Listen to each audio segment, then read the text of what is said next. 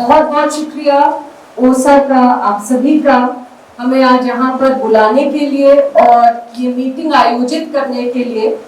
हमेशा अच्छा लगता है उड़ीसा में आके, भुवनेश्वर में आके ओसा के साथ मिलकर सूचना के अधिकार कानून को कैसे ज्यादा सशक्त बना सकते हैं उसके बारे में चर्चा करने के लिए। और आज चर्चा सूचना के अधिकार के साथ साथ इलेक्टोरल बॉन्ड्स का जो पूरा मुद्दा है उसको भी जोड़ते हुए है। तो आपका बहुत शुक्रिया कि आपने आज इस सभा का आयोजन किया है। साथियों, हम सभी लोग यहाँ पर जो मौजूद हैं सूचना के अधिकार कानून को बहुत अच्छे से समझते हैं और बहुत अच्छे से इस्तेमाल करना भी जानते हैं। ये हम सब जानते हैं कि सूचना का अधिकार कानून किसी सरकार ने हमें ऐसे ही नहीं दे दिया। एक बहुत लंबा मुहिम चला, पूरे देश में चला, जहां पूरे देश से, गांव से, बस्तियों से लोग जमा होकर उन्होंने ये मांग उठाई कि हमें सूचना चाहिए। जब तक सूचना नहीं है, लोकतंत्र नहीं है। सरकारें अपनी मनमर्जी से काम करेंगी तो लोकतंत्र का कोई मतलब नहीं होगा। 2005 में सूचना का अधिकार कानून आया, जो कि विश्व में सबसे अच्छे कानूनों में माना जाता है, क्योंकि वो लोगों के संघर्ष से आया, हम सबके संघर्ष से आया था। लेकिन हम देख रहे हैं कि किस तरीके से लगातार कोशिशें रही हैं सरकारों द्वारा कि ये कानून जो है किसी तरह से कमजोर हो जाए, क्योंकि सरकारों को आदत नहीं है कि वो लोगों के सामने सूचना रखें। उन्हें आदत है कि वो पर्दे के पीछे काम करें, खूब भ्रष्टाचार करें, अनियमितताएं करें, मानव अधिकारों का हनन करें और किसी को पता भी न चले। और इसलिए जो हम कहते हैं sharing information is sharing power, तो कोई भी सत्ता में जो बैठे होते हैं वो सूचना हमें आसानी से देने में इंटरेस्टेड नहीं होते हैं। लेकिन पिछले 10 साल में तो हमने देखा है कि बहुत ही बुरा अटैक सूचना के अधिकार कानून पर हुआ है। और मुझे लगता है कि जहां पर भी हम हैं, हम इस अटैक को रेजिस्ट नहीं करेंगे तो लोकतंत्र खत्म हो जाएगा। यही इलेक्टोरल बॉन्ड्स के भी पूरे केस में दिखाया है। सूचना के अधिकार पर कम से कम 3 तरीके के प्रहार चल रहे हैं। एक प्रहार है कि जो सूचना मांगते हैं, जो सवाल करते हैं, उन्हीं पर प्रहार।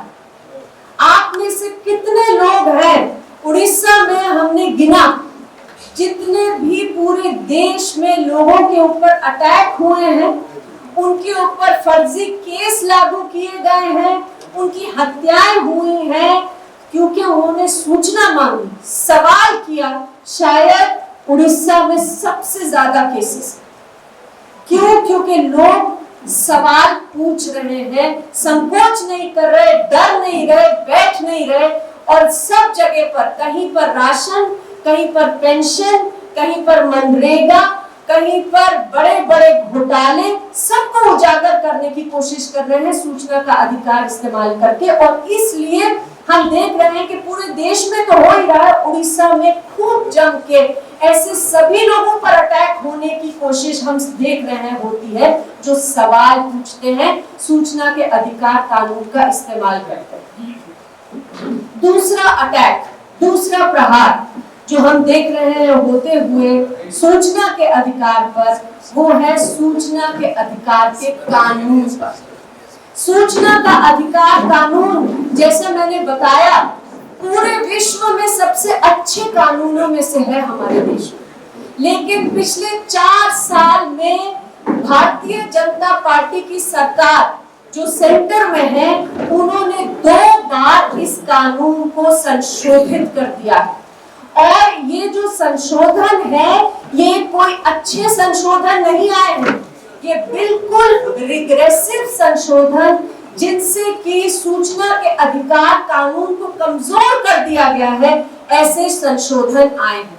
पहला संशोधन कोशिश करी लाने की 2018 में सरकार ने, लेकिन क्योंकि सब जगह पर इतना विरोध हुआ, सारे राज्यों में, उड़ीसा में भी हुआ, पर सभी राज्यों में, दिल्ली में इतना विरोध हुआ कि सरकार कर नहीं पाई। पर जब इतने बड़े बहुमत से सरकार आई तो सबसे पहला कानून जो उन्होंने छेड़ा वो था सूचना का अधिकार कानून।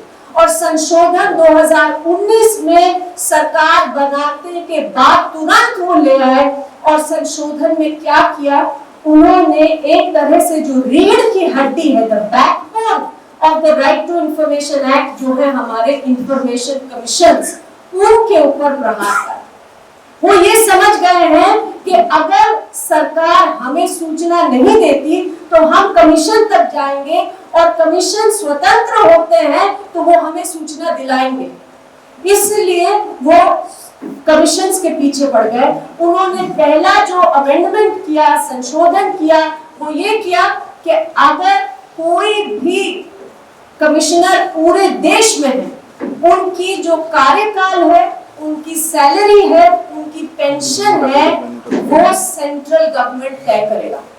पहले कानून में लिखा था कि उनका कितना सैलरी, पेंशन और ये सब होगा, लेकिन अब सेंट्रल गवर्नमेंट ने कह दिया है और कानून पुश कर दिया without proper debate and discussion, despite opposition from opposition parties, कि अब सेंट्रल गवर्नमेंट तय करेगा सारे कमिश्नर्स की पूरे देश में जो है उनकी क्या पेंशन, क्या कार्यकाल और क्या हो।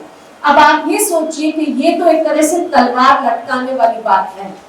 कुछ कमिश्नर्स होंगे जो कि इसके खिलाफ अपनी आवाज बनाए रखेंगे, लेकिन this is a way to compromise the autonomy of information commissioners, कि उन्हें ये डर रहे कि अगर हम ऐसी कोई सूचना सार्वजनिक करा देंगे जो सेंट्रल गवर्नमेंट को पसंद नहीं है तो ऐसा ना हो कि हमारी पेंशन ही बंद कर दी जाए। तो ये सबसे पहला और बड़ा प्रहार है। दूसरा, जो कमिश्नर्स के अलावा जो अमेंडमेंट आई, वो दूसरी अमेंडमेंट अभी हाल ही में आई, जब जो कि DPDP act, data protection act के थ्रू करी गई है। उसमें ये लिख दिया गया कि आप और हम सूचना का इस्तेमाल करके अब निजी सूचना नहीं ले सकते। अब आप हमें बताइए कि जब तक हमारे पास ग्रैन्युलर इंफॉर्मेशन, जो कि बिल्कुल लोएस्ट स्तर तक निजी सूचना इंक्लूडेड नहीं होगी, हम अपना संघर्ष कैसे आगे बढ़ाएंगे। इस राज्य में ही आप देख लीजिए, राशन नहीं मिलता है लोगों को, पेंशन विधवाओं को नहीं मिलती है, तो लोग जाकर RTI एप्लीकेशन लगाते हैं और कहते हैं कि आप पूरी लिस्ट बताइए आप किसको राशन दे रहे हैं, आप लिस्ट बताइए आप किसको पेंशन दे रहे हैं। ऐसे ही तो हम संघर्ष करते हैं, सोशल ऑडिट करते हैं। लेकिन अब अगर ये हो जाएगा कि हम ये निजी सूचना ले ही नहीं पाएंगे तो संघर्ष कैसे चलेगा। आप देखिए सूचना के अधिकार का इस्तेमाल क्यों हो रहा है। बड़े बड़े जो बैंक हैं, जहां हम अपना पैसा डालते हैं, इतनी मेहनत का पैसा डालते हैं, वहां पर बड़े बड़े पूंजीपति आकर लोन लेते हैं और लोन लेकर फरार हो जाते हैं। बैंक उनके लोन को माफ कर देते हैं, राइट ऑफ कर देते हैं लोन को। क्या हमें जानने का हक नहीं है उन लोगों का नाम? क्योंकि निजी सूचना में तो नाम भी इंक्लूडेड है। तो अब सरकार कह रही है कि हम आपको निजी सूचना नहीं देंगे, मतलब सरकार ये सारी सूचना छुपाने का काम करने की कोशिश कर रही है और उसके लिए संशोधन कर दिया है सूचना के अधिकार कानून में। एक और तरीका जिससे कि हमारे सूचना के अधिकार को खत्म किया जा रहा है वो है कि सरकार लगातार सूचना के अधिकार कानून को बंद करने के लिए, ऐसा ना हो कि उसकी जो सारा काम है बाहर आ जाए, उसके लिए स्कीम्स और पॉलिसीज ला रही है, जिसमें कहा जाता है कि ये स्कीम, ये इंस्ट्रूमेंट, ये पॉलिसी सूचना के अधिकार के बाहर रहेगा। अब आप बताइए कि सूचना का अधिकार इस देश में बना, that is the raining law, कि अगर किसी को सूचना चाहिए वो उसको इस्तेमाल करे। वो कहीं के ही ये बात लाते हैं कि हम इसमें सूचना के अधिकार को चलने ही नहीं देंगे। PM केयर्स, आप सबने नाम सुना होगा PM केयर्स की स्कीम का, जिसको कि लागू किया गया इसलिए कि कोई आपदा आए तो उससे पैसा इकट्ठा करके लोगों के बीच में डिजास्टर रिलीफ के लिए बांट दिया जाए। अब जब सरकार PM केयर्स लाई, उस समय पे ये कहा गया कि ये पब्लिक अथॉरिटी है, क्योंकि प्रधानमंत्री एक्स ऑफिशियो कैपेसिटी में इसके चेयरपर्सन है और बहुत सारे मिनिस्टर उस ट्रस्ट के ऊपर ट्रस्टीज हैं, और पैसे इकट्ठे करे गए, CSR फंड्स PSUs के इकट्ठे करे गए, गवर्नमेंट सर्वेंट्स की सैलरीज इकट्ठी करी गई, ये कहकर के ये पब्लिक अथॉरिटी है। जब हजारों करोड़ों रुपए इकट्ठा हो गया और लोगों ने सूचना के अधिकार में एप्लीकेशन डाली कि भाई बताइए कि पैसा कहां से आ रहा है, किधर जा रहा है, तो ये कह दिया गया कि जी नहीं, ये पब्लिक अथॉरिटी नहीं है, हम सूचना के अधिकार कानून में नहीं आते, हम आपको नहीं बताएंगे। ये चल रहा है। और इलेक्टोरल बॉन्ड्स यही एक एग्जाम्पल है जहां पर 4 कानूनों को संशोधित किया गया, इसलिए कि हमारे आपके जानने का अधिकार ना रहे कि इलेक्टोरल बॉन्ड के जरिए से कौन किस पार्टी को पैसे दे रहा है। इलेक्टोरल बॉन्ड क्या चीज है? इलेक्टोरल बॉन्ड एक प्रॉमिसरी नोट है, एक तरह से जैसे करेंसी होता है, 1000, 10,000, लाख, 10 लाख, करोड़ रुपए तक का, और कोई भी जाकर SBI बैंक से वो खरीद सकते थे और उसे किसी भी पार्टी को दे सकते थे, और उस पार्टी को दिया ये किसी को पता नहीं चलेगा किसने दिया। तो मतलब पूरी तरह से गोपनीय बना दिया। और गोपनीय तो पहले भी होता था पैसा, लेकिन वो इलीगल रहता था ज्यादातर, जो बड़ा पैसा आता था जो गोपनीय रहता था। लेकिन अब इलेक्टोरल बॉन्ड के जरिए इसे चुना, जिसको हम कहते हैं एक तरह से लीगल, यानी कि एक कानूनी जामा पहना दिया गया, करप्शन को लीगलाइज कर दिया गया कि आप कितना भी पैसा किसी पॉलिटिकल पार्टी को दीजिए, किसी को पता नहीं चलेगा। अब इसमें क्या तकलीफ है? इसमें तकलीफ यह है कि हम सब जानते हैं कि जब बड़ी बड़ी कंपनियां, वो चाहे अंबानी हो, अडानी हो, टाटा हो, बिरला हो, वेदांता हो, कोई भी हो, जब वो पार्टियों को पैसे देते हैं वो जनहित में नहीं देते, वो अपने हित में काम कराने के लिए पार्टी को पैसे देते हैं। तो जब आप और हम वोट डालने जाते हैं, अगर हमें पता नहीं है कि जो पार्टियां सामने खड़ी हैं उनको किसने पैसे दिए, हम कैसे जानेंगे कि अगर मैं उसको वोट करूंगी तो वो किसके लिए काम करेंगे? तो मतलब हमारे जानने के हक को खत्म कर दिया इलेक्टोरल बॉन्ड्स ने। पहले भी हमारी मांग थी कि गोपनीयता हटाई जाए पॉलिटिकल पार्टी फंडिंग में, लेकिन उसे हटाने की बजाय ये कहकर के हम पारदर्शिता ला रहे हैं, इलेक्टोरल बॉन्ड लाए गए जिसने पूरी तरह से खत्म कर दी वो गोपनीय, वो जो ट्रांसपेरेंसी थी।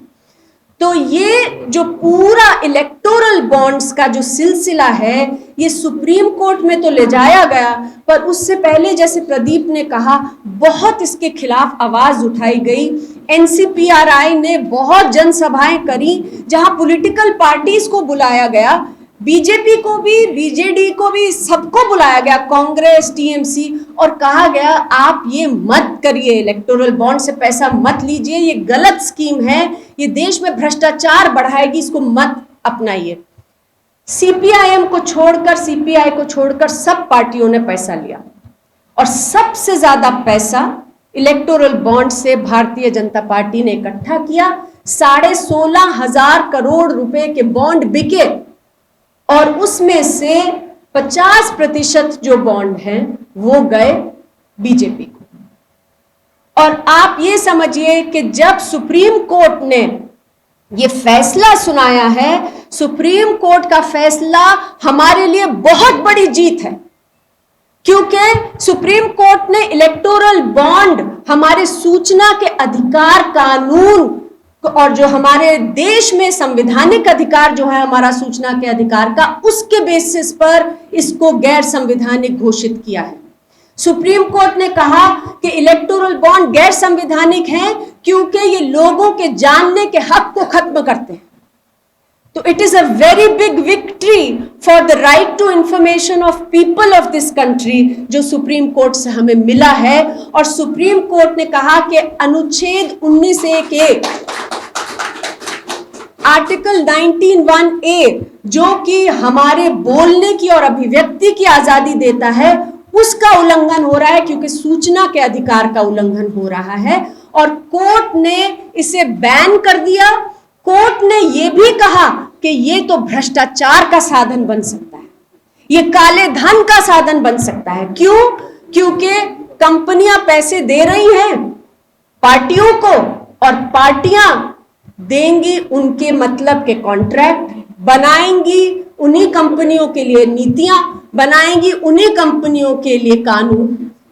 हम देखते हैं कि लेबर लॉज बदल दिए जाते हैं, फार्म लॉज बदल दिए जाते हैं, जो लोगों के हित में नहीं होते, कुछ कंपनियों के हित में होते हैं। तो कोर्ट ने यही लिखा अपनी जजमेंट में कि इससे तो भ्रष्टाचार बढ़ जाएगा और कोर्ट ने यह कह दिया कि सारी सूचना 12 अप्रैल 2019 से जो भी जिसने भी बॉन्ड खरीदा और जिसको भी दिया आप मुहैया कराइए, सबके बीच में दे दीजिए। अब आप ये देखिए कि कोर्ट के कहने के बावजूद जो SBI बैंक है, जिसको कोर्ट ने कहा 3 हफ्ते में सारी सूचना दीजिए, वो कह रहे हैं नहीं, हम चुनाव के बाद देंगे, 30 जून को देंगे। कोर्ट ने फिर उन्हें खूब जबरन निकलवाई ये सूचना और हमारे सामने अब जब ये सूचना है तो साफ नजर आ रहा है कि इलेक्टोरल बॉन्ड तो हमारे देश में भ्रष्टाचार का, घोटाले का एक सबसे बड़ा साधन बन गया। जो डेटा है उसके बारे में प्रशांत और भी बात करेंगे, लेकिन जो डेटा है वो ये दिखा रहा है, इलेक्टोरल बॉन्ड्स का डेटा, कि जो कंपनियां थी वो पैसे देती हैं पार्टीज को। जैसे एक मेघा इंजीनियरिंग है, वो कंपनी ने पैसे दिए भारतीय जनता पार्टी को 140 करोड़ और 1 महीने के अंदर अंदर कॉन्ट्रैक्ट मिल गया उनको बीजेपी से ही। उन्होंने बीजेपी को दिया पैसा और बीजेपी से 14,000 करोड़ का कॉन्ट्रैक्ट मिल गया उन्हें। तो मतलब पैसा दो और धंधा लो, ये वाली बात हो रही है। आप यहां पर देखिए बीजेडी का अगर हम देखें, 1000 करोड़ रुपए के इलेक्टोरल बॉन्ड बीजेडी को मिले हैं। और हम लोग देख रहे थे अभी अमृता और मैं कि अगर बीजेडी की हम लोग इनकम स्टेटमेंट देखें 2021 से 2023 तक 100% income in their income statement is from electoral bonds. एक भी पैसा उन्होंने जो डिक्लेयर किया है वो इलेक्टोरल बॉन्ड्स के अलावा कुछ भी डिक्लेयर नहीं करा। पहले कहां से आ रहे थे पैसे? पहले भी तो इनकम दिखा रहे थे वो लोग।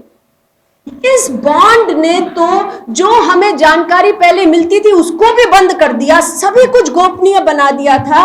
और ये 1000 करोड़ रुपए के बॉन्ड कहां से आ रहे हैं बीजेडी को? जो सूचना है वो दिखा रही है कि माइनिंग कंपनियां जो हैं, स्टील की कंपनियां जो हैं, वो पैसे दे रही हैं। वो चाहे जिंदल हो, वो चाहे वेदांता हो, वो चाहे कोई और कंपनी हो जो माइनिंग कर रही है, वो कंपनियां हैं। तो ये बड़ा सवाल आज उठ रहा है कि भाई इलेक्टोरल बॉन्ड मिलता है तो पार्टियां उन्हीं कंपनियों को क्या फिर फायदा पहुंचाने का काम कर रही हैं, जनहित में काम करने की बजाय। और इसीलिए एक SIT की मांग हुई है। मैं कॉमन कॉज और centre for public interest litigation दोनों के ही गवर्निंग बोर्ड की मेंबर हूं, इसलिए मैं बता रही हूं कि उन दोनों ने अभी एक SIT फाइल की डिमांड के लिए एक पिटिशन फाइल की है, जो प्रशांत जी ही हैं उसमें लॉयर, और वो लेके गए हैं कोर्ट में, सुप्रीम कोर्ट में, ये कहने के लिए कि एक निष्पक्ष जांच होनी चाहिए। ये जो देश का लग रहा है कि सबसे बड़ा घोटाला हमारे देश में जो हुआ है, ये ऐसे ही नहीं बंद हो जाना चाहिए। लोगों को अब जब सूचना सामने आई है, जवाबदेही होनी चाहिए। ये जो सारी पार्टियां जो हैं जिन्होंने ये पैसे लिए हैं, क्या इन्होंने पैसे गलत काम करके कॉन्ट्रैक्ट देने के लिए लिए? क्या इन्होंने ED, CBI, IT डिपार्टमेंट के जो केसेस थे वो बंद करने के लिए लिए? ये सारी चीजों में जांच होगी, तभी हम जवाबदेही मांग सकेंगे। तो साथियों, मैं यही कह के अपनी बात खत्म करना चाहती हूं कि सूचना का जो अधिकार है वो हमारे लिए, लोकतंत्र के लिए सबसे महत्वपूर्ण अधिकार है। क्योंकि वो हम सभी लोगों को सवाल पूछने का हक देता है, सरकार से जवाब मांगने का हक देता है और सरकार को अकाउंटेबल और जवाबदेह बनाने का हक देता है। तो इसे हम छोड़ेंगे नहीं। और ये जो जजमेंट आई है और ये जो डेटा बाहर आया है बहुत जरूरी है, और मैं ओसा से रिक्वेस्ट करूंगी कि आप सभी लोग इसके पर्चे बनाइए, क्योंकि सुप्रीम कोर्ट ने ये जजमेंट दी और इतनी जबरन, बल्कि हमारे प्रधानमंत्री बाहर आके कह रहे हैं कि बड़ी सक्सेस स्टोरी है इलेक्टोरल बॉन्ड, क्योंकि इससे लोगों को पता चल गया किसने पार्टी को पैसे दिए। अरे कोई नहीं बता रहा था हमें, जब तक सुप्रीम कोर्ट ने एक तरह से जबरदस्ती से सूचना नहीं निकलवाई, कोई हमें बता नहीं रहा था कि किसने किसको पैसे दिए। ये स्कीम तो बनी ही गोपनीयता के लिए थी। तो अब जब कोर्ट ने कहा है कि ये हमारे जानने का हक है, तो जरूरी है कि वोटिंग करने से पहले हम लोग इस सूचना को देखें, समझें। तो इस जजमेंट के ऊपर और इसमें से जो डेटा निकला है उसको लोगों तक पहुंचाने का काम बहुत जरूरी है कि किया जाए, और पर्चों के थ्रू किया जाए, मीटिंग्स के थ्रू किया जाए, जिससे कि सुप्रीम कोर्ट की जजमेंट की जो स्पिरिट है उसे हम मीट कर सके, सूचना के अधिकार को हम लोग आगे बढ़ा सके, जो हमारा संवैधानिक अधिकार है। जय हिंद और जिंदाबाद।